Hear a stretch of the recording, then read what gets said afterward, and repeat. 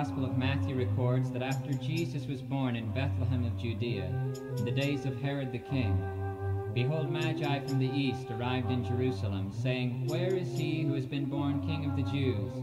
For we saw his star in the east and have come to worship him." You see, the shepherds weren't the only ones who were searching for the little child. There were also wise men from the east, perhaps from Persia, perhaps even further.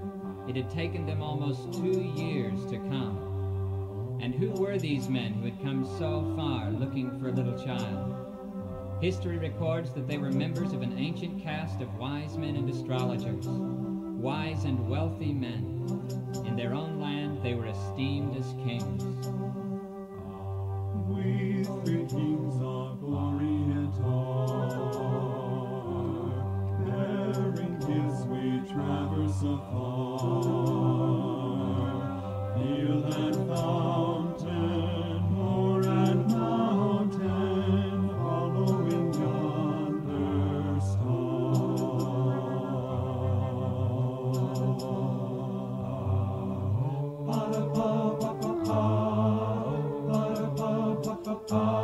Born a king on Bethlehem's plain, gold I bring to crown him again.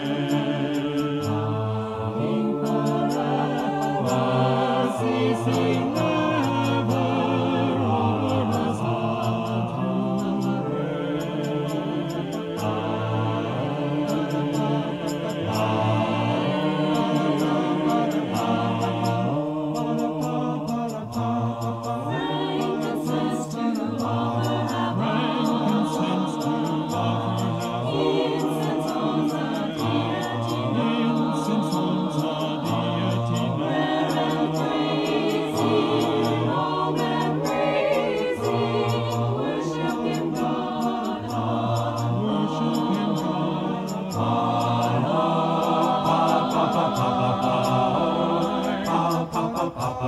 Myrrh is mine, its bitter perfume, breathes the life of gathering bloom. Sowing, sighing, bleeding, dying, sealed in the stone cold tomb. Glorious now, behold him alone.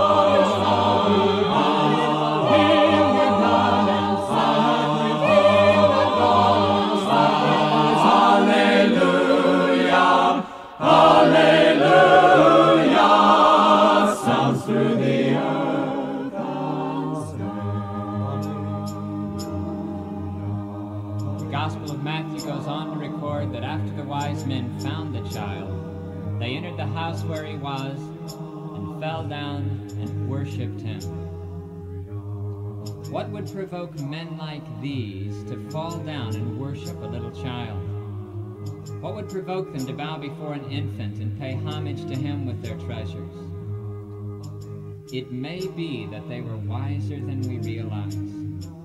They were wise enough to humble themselves before one who was greater than they. Unlike so many of us, they were willing to sacrifice their pride to enter into the joy of knowing their Creator. And so what do we have? We have the prophecies of ancient seers fulfilled, angelic proclamations, signs in the heavens, and kings prostrate before a little child. Isn't that exactly what you would expect if God became a man?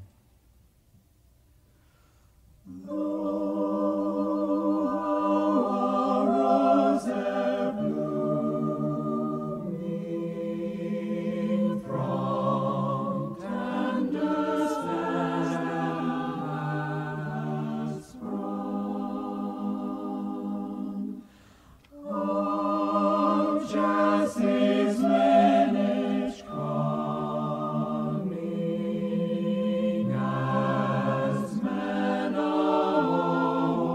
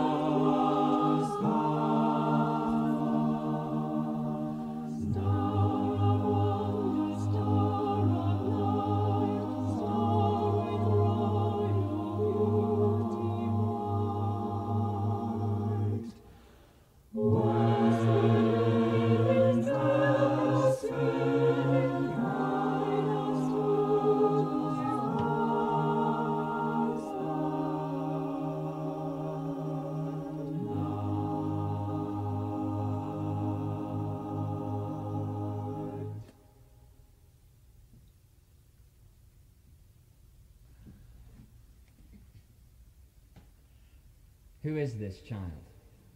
Who is he?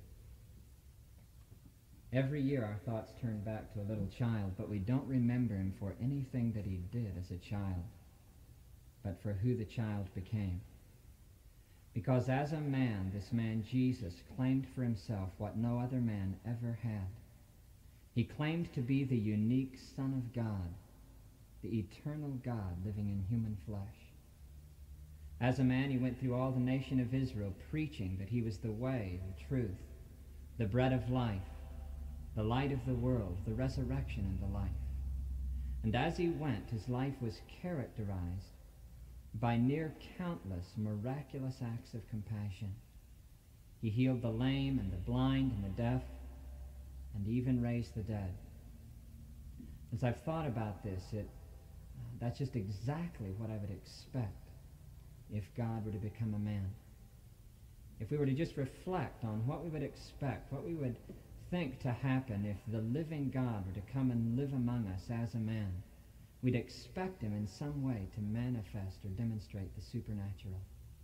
And this is precisely what we see in the life of Jesus. When he encountered those who were sick or ill or diseased, consistently he supernaturally made them well again. Exactly what we would expect. And then after 3 years of preaching and healing, this man Jesus was crucified. He was executed on a Roman cross, and the charge against him was that he claimed to be the Messiah and the King of the Jews. And yet 3 days later, his followers insisted that they had seen him alive again, that they had seen this man alive again after his death. And just for the record, we want to make it clear that what these men saw was it's not a case of where just a few of them saw something on one occasion that they thought might have been Jesus, something that you and I could pass off as hallucination or wishful thinking. But rather, hundreds of men and women, over a period of 40 days, saw this man Jesus alive again after his death. They walked with him and talked with him and drank with him and ate with him. On one occasion, he cooked breakfast for 6 of those men down by a lake in Galilee. These were men who had lived with Jesus for 3 years before his death, and then insisted that they saw him for a period of almost 6 weeks, alive after his death. So convinced were these people that they had seen Jesus actually alive, that of the 11 apostles who were living at the time of his death, 10 of them were executed for preaching that they had seen this man alive again. 6 of those men were crucified. 1 was axed to death. 1 was thrust through with a spear. 1 clubbed to death. And 1 beheaded. If you're wondering what happened to the 11th man, he died in prison for preaching exactly the same thing, that he had seen Jesus alive after his death. There's a professor of ancient history at Western Michigan University, Dr. Paul Mayer, who says that the evidence is sufficient to establish the resurrection of Christ as an historical fact. There's another gentleman, a lawyer. He's the director of the Institute for Advanced Legal Studies at the University of London, Dr. J.N.D. Anderson, and he says exactly the same thing. He says that people disbelieve the resurrection of Christ not because of the evidence, but in spite of it. So I've just thought about what we would expect if God became a man. We'd expect him to have power over life and death. As we just consider that we have a man here, Jesus, who claimed to be the eternal God living among us as a man, I can't imagine any better way that he could demonstrate that his claim to deity was true than for him to die and rise again. Every year our thoughts turn back to a little child who was born in a cowshed. What child is this? Who is he? What child is this who laid to rest on Mary's lap is sleeping, whom angels bring with anthems sweet, while shepherds watch are keeping? This is Christ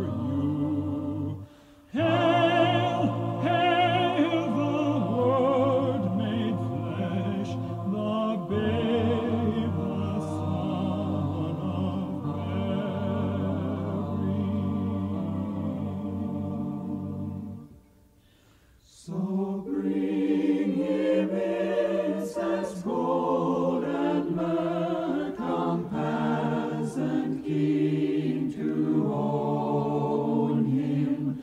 The King of kings salvation brings, let loving hearts and thoughts of him. Raise, raise a song on high, the Virgin sings her lullaby. Joy, joy, for Christ is born, the babe, the Son of